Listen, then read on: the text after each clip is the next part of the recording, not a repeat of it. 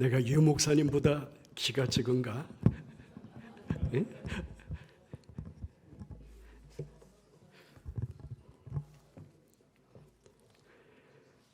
봉산교회 창립 100주년을 축하합니다.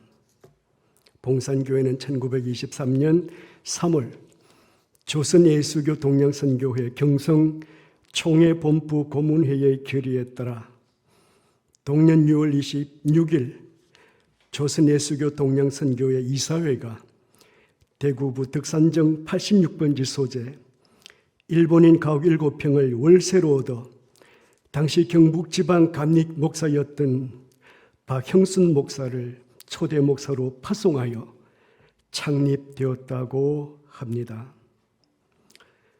그 후 성결교회사에 기록될 만한 17분의 출중한 담임 목사님들이 봉산교회에서 목양하셨고 지금 18대 최성주 목사님은 100주년 기념식의 주인공이시지만 기꺼이 섬김의 종이 되어 100주년 기념사업위원회와 함께 소리 없이 이 모든 과정들을 진행하고 계십니다.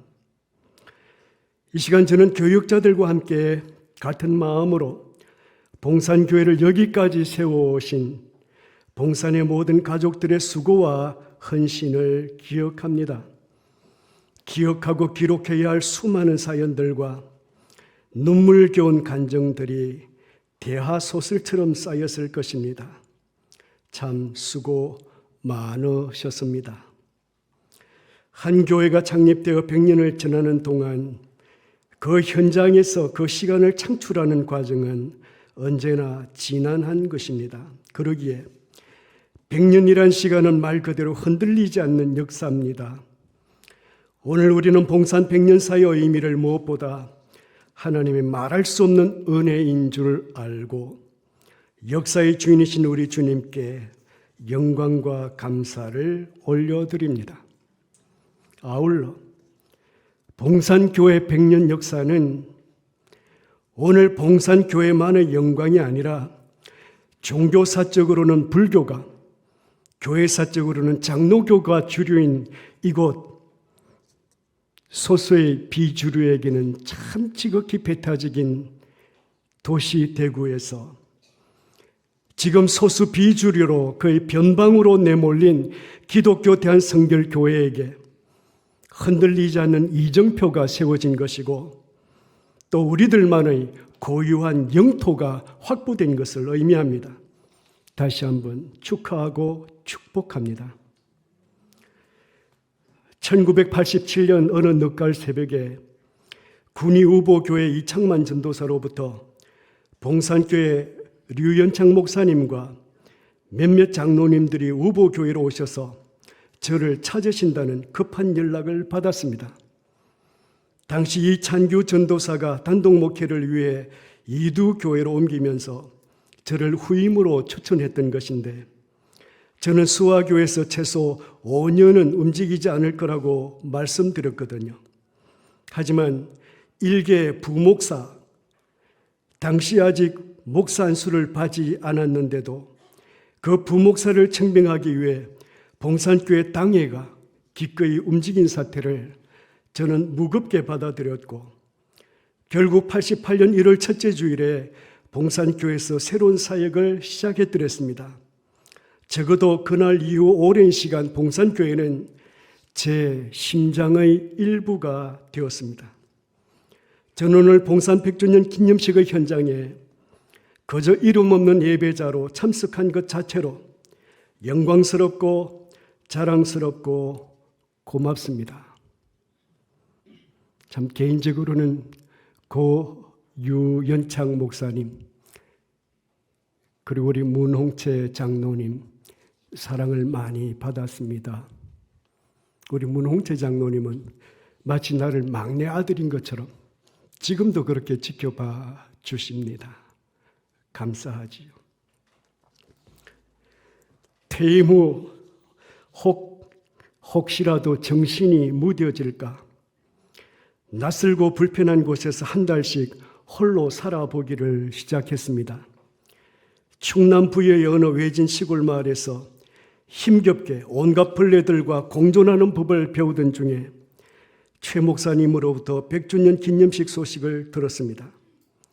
그리고 지난 수요일 대구에서 최 목사님으로부터 100주년을 위해 봉산교회가 그동안 계획하고 실행한 지방의 섬김의 과제들 전해 들었습니다. 봉산교회가 대구 지역 선결교회의 모교회로서 지역 내 아직 약한 지교회들을 품기 위한 큰 걸음을 내디뎠더군요. 너무 고맙고 감사합니다. 지방회가, 특히 지방회 내 약한 지체들이 새로운 힘과 희망을 얻은 일대 사건이라고 평가합니다. 하지만 무엇보다 기대되는 것은 봉산교회 100년사를 준비하고 있고 오늘은 아니지만 곧 발간될 것이라는 소식이었습니다. 이미 봉산교회 100주년 기념사업위원회는 100년의 역사를 넘어 부흥하는 교회를 표제로 제시한 바 있습니다. 부흥이라는 이념으로 100년 역사를 평가하고 또 새롭게 맞이할 100년을 준비한다는 뜻이겠지요.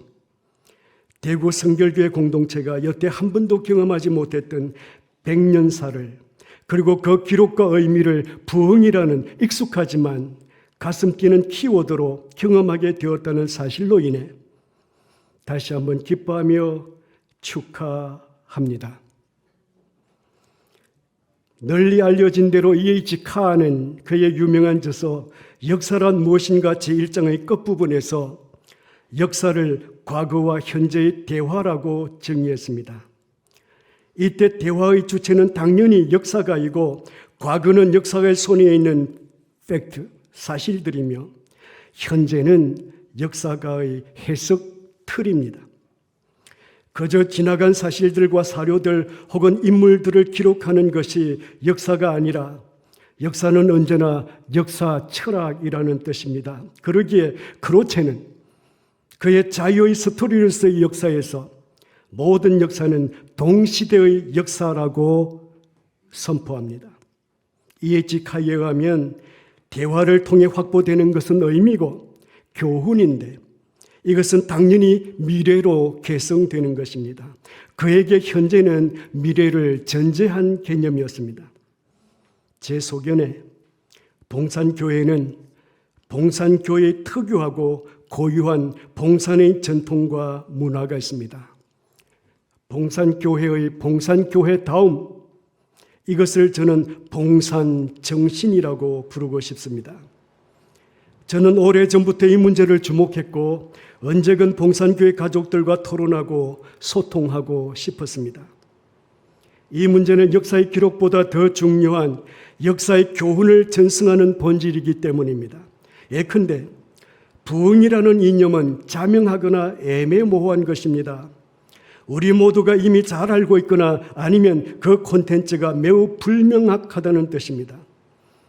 봉산교회 100년의 역사를 관통하는 핵심 인연인 부흥의 내용과 방향을 제대로 이해하려면 봉산교회 100년 역사에 대한 제대로 된 해석과 평가가 필연적으로 전제되어 있어야 합니다. 더욱이 역사적 교훈을 전승받을 새로운 세대가 맞서야 할 새로운 100년은 우리가 겪은 지난 100년에 비교할 수 없을 만큼 비종교적, 반교회적 세속 세상이기 때문입니다.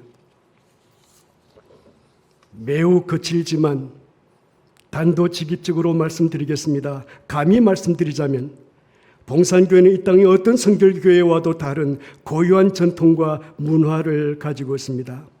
제 소견에 봉산교회는 구성원의 총합보다 훨씬 큰 사회적 역량과 영향력을 가진 교회였습니다. 하지만 그럼에도 자기 충족적 문중 공동체 같은 소극적 존재 방식으로 오랜 시간 안주한 교회였다는 일각의 비판을 또한 피할 수 없어 보입니다. 이웃에 있는 대구 제1장로교회는 지난 4월에 130주년 기념일을 지냈습니다. 고 이상근 목사님이 90주년사를 직접 집필하셨습니다. 교회 사정상 100주년사를 화보집으로 대신했지만 심혈을 기울여 110년사를 발간했고 또 120년사를 발간했습니다. 모호한 미래 100년이 아니라 10년 단위로 세밀하게 교회 역사를 주목하고 있다는 뜻입니다. 이 사실은 적어도 그들에게는 역사를 해석하고 평가하는 역사가의 눈이 시퍼렇게 살아있다는 뜻이기도 합니다. 110년사에 의하면 교회를 시작했던 선교사들과 한국인 지도자들은 영남 지역의 모 교회로서 무엇보다 복음 전도를 최우선 가치로 여겼지만 의료 및 교육 선교를 병행했습니다. 장로교 선교사들은 제중원 동산의료원을 설립하고 교육기관으로 소학교인 야소교 대남학교, 야소교 신명여자소학교, 중학교인 개성중학교와 신명여자중학교를 차례로 설립했습니다. 그들의 헌신은 지금 우리 눈앞에 부인할 수 없는 열매로 증거되고 있습니다. 봉산교회 100년사를 집필하는 역사가들이 때로는 아프지만 엄정하게 역사를 해석하고 평가할 수 있었으면 좋겠습니다.